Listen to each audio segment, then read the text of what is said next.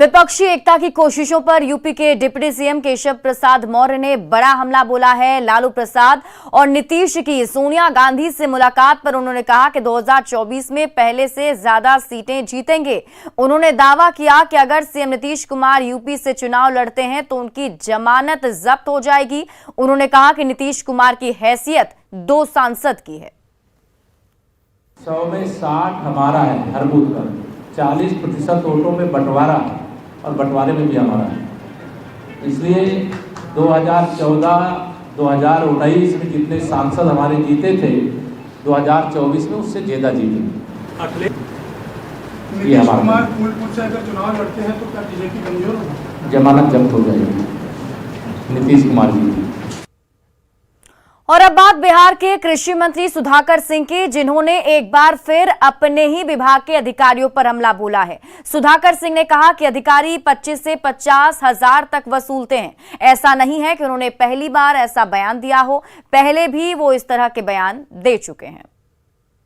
50-50 हजार वसूलता है अधिकारियों से, 35-35 हजार, तो मैं उनके बोल रहा हूँ, लेकिन आप गवाही नहीं करिएगा तो कोई नहीं पकड़ाएगा। बलरामपुर वाले ने किया, मैंने एक्शन लिया, लेकिन आप गवाही नहीं करेंगे, लीक कर नहीं देंगे तो सभी बचाएंगे। थाने में एफआईआर कराने जाते हैं, बिना लिखे एफआईआर होता है कहीं? तो जब वहां लिख के देते हैं यहाँ भी लिख के दीजिए भाई। और जो लिख के आया है वो बिजली विभाग का है तो सिंचाई विभाग का है, मेरे विभाग का एक हार्वेस्टर का मामला। तो मैंने जो मेरे पास आंकड़े आए वो थे चिंताजनक बात ये थी कि 11-12 में हमारा प्रोडक्शन जो खाद्यान्न का था पूरे बिहार में 1 करोड़ 77 लाख टन था। और जब 21-22 का जब रिपोर्ट मेरे सामने मैंने देखा तो 1 करोड़ 76 लाख टन था। मतलब 1 लाख टन पैदावार घटा। अब बहुत चिंता का विषय है कि इन 10 सालों में हमारे राज्य की आबादी भी 20-22% बढ़ी होगी। तो ये नई जो आबादी लोग आए इनके लिए भोजन का हमने क्या प्रबंध किया। जो भी कृषि रोड मैप बनाते हैं इसी संदर्भों में बनाते हैं कि हमारी आवश्यकता कितनी है, वर्तमान में उत्पादन क्या है, आगे भविष्य में बढ़ती हुई आबादी के हिसाब से हमको कितनी जरूरत है। कोई ऐसा हमारे विभाग में अंग नहीं है जो चोरी नहीं करता। तो ये चोरों का हम सरदार हैं और सरदारी में खाएंगे। जब चोरी हो रहा था उसके सरदार हुए, तो आप कम से कम पुतला फूकते रहिएगा तो मुझे भी याद रहेगा कि किसान नाराज है मेरे से। और नहीं फूकना बंद करिएगा तो यही लगेगा कि नहीं सब ठीक चल रहा है। अरे मंत्री तो यहाँ भी थे ना भाई, और चीजें नहीं बनी तो हम भी हमारे मंत्री बनने का क्या मतलब? इस जिला में 2 मंत्री हो गए और चीजें वहीं चले। कृषि मंत्री सुधाकर सिंह के बयानों से सरकार की मुश्किलें बढ़ गई हैं, लेकिन बीजेपी को सरकार पर हमला करने का मौका मिल गया है। कृषि रोड मैप केवल कृषि विभाग से जुड़ा हुआ नहीं, मैं नहीं जानता कि कौन क्या मंतव्य दे रहे हैं।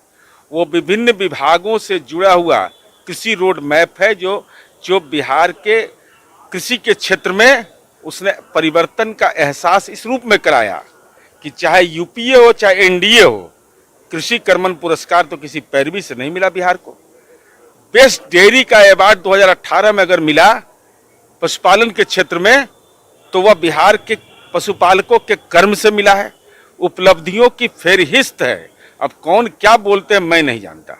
नीतीश कुमार जी एक बेहद खूबसूरत महत्वाकांक्षा के साथ हमसे लगे हुए थे कि वो देश के प्रधानमंत्री बन जाएंगे और राजद के सहयोग से बन जाएंगे।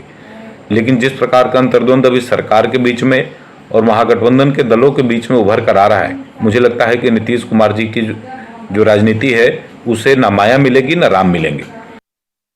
एमसीएच में 5वें दिन भी जारी है जूनियर डॉक्टरों की हड़ताल, और इस पर बीजेपी प्रवक्ता निखिल आनंद ने स्वास्थ्य मंत्री तेजस्वी यादव पर जोरदार निशाना साधा है। उन्होंने बीते दिनों तेजस्वी के औचक निरीक्षण पर भी सवाल खड़े किए। उन्होंने कहा कि हड़ताल के दौरान तेजस्वी विपक्षी एकता को मजबूत करने में लगे हैं, जबकि हड़ताल से अस्पताल की हालत नारकीय हो चुकी है।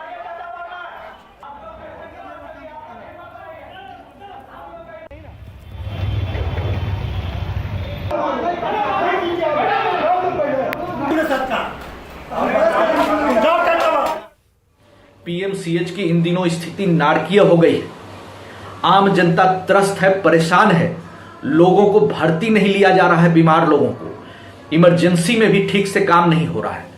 और इस नारकीय स्थिति के बावजूद बिहार के स्वास्थ्य मंत्री देशाटन पर निकले हुए हैं।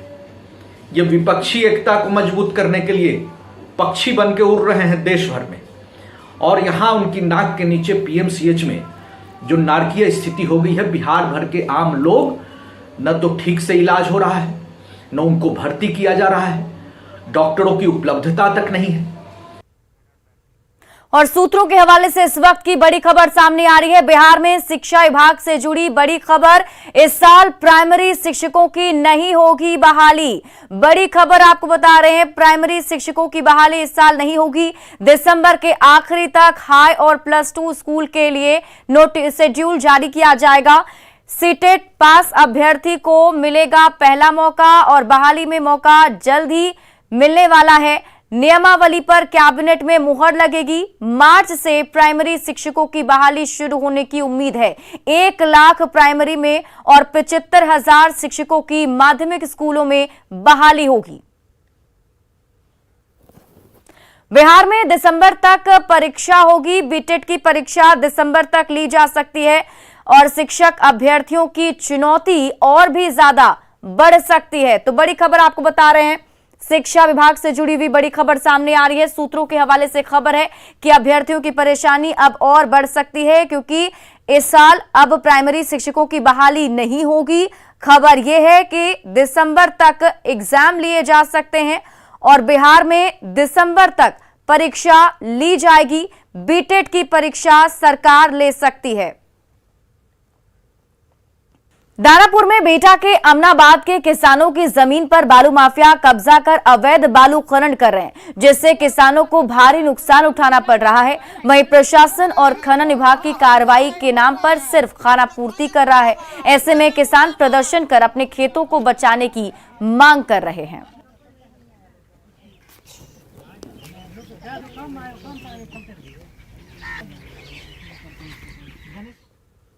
पटना में डेंगू के मामले लगातार बढ़ते जा रहे हैं। जल जमाव से लोगों को निजात नहीं मिल पा रहा है, जिससे डेंगू के मच्छर लगातार पनप रहे हैं। स्थानीय लोगों ने निगम से कई बार इसको लेकर शिकायत भी की, लेकिन इन्हें सफलता हाथ नहीं लगी। मौके से और अधिक जानकारी दे रहे हैं हमारे सहयोगी धर्मेंद्र कुमार। राजधानी में डेंगू के मरीज लगातार बढ़ते जा रहे हैं। नगर निगम के द्वारा प्रयास तो किए जा रहे हैं, लेकिन वो प्रयास कहीं ना कहीं नाकाफी साबित हो रहे हैं। राजधानी के कई ऐसे इलाके हैं जहां अभी भी जल जमाव की समस्या है, और ये जल जमाव मच्छर, खास करके डेंगू के मच्छर के लिए बड़े ही उपयोगी होते हैं, और ये मच्छर यहीं पलते हैं। और इस इलाके जहाँ की हम बात कर रहे हैं, सरिस्ताबाद का इलाका है, यहाँ भी ये जल जमाव की समस्या आप देख सकते हैं। और इस जल जमाव के कारण यहाँ पर डेंगू के मरीज काफ़ी हैं। यहाँ के स्थानीय लोग हैं, हम उनसे बातें करेंगे कि कैसी स्थिति और नगर निगम की क्या यहाँ पर कोशिशें हैं, क्या स्थिति है यहाँ की। स्थिति है कि हम लोग लगता है कि यही इलाका छोड़ कर पलायन कर जाएं, कहीं दूसरे इलाके में चले जाएं। हम लोग त्राहीमाम हैं, यहाँ कोई सुनने वाला नहीं है। अंधेर नगरी चौपट राजा स्मार्ट सिटी है, पटना बन रहा है और यही स्मार्ट सिटी है। यहाँ हर एक घर में 2 मरीज आपको मिल जाएंगे डेंगू के। यहाँ हमेशा पानी रहता है, बरसात हो या ना हो, नाले का कोई व्यवस्था नहीं है। जब भी रहता है ऐसा ही पानी आपको मिलेगा, किसी भी समय आ जाइएगा। परेशानी कितनी होती है? परेशानी तो बहुत है, बताइए। बच्चे लोग स्कूल जाते हैं तो चप्पल में भेजते हैं। अभी डेंगू का मरीज तो हमारे घर से ही 3-4 आदमी हैं। ये जल जमाव की समस्या लगातार बनी रहती है। आसपास कई ऐसे घर हैं जहाँ डेंगू के मरीज भी हैं, लेकिन फिर भी नगर निगम की पहल यहाँ नहीं होती है। यहाँ जो जल जमाव है या जो डेंगू की समस्या है, इससे निपटने में नगर निगम पूरी तरह से नाकाफी है। अब देखना होगा कि कब यहाँ पर नगर निगम की नज़र पहुँचती है और कब यहाँ के लोगों को इस जल जमाव से निजात मिलता है। न्यूज़ 18 के लिए पटना से धर्मेंद्र कुमार।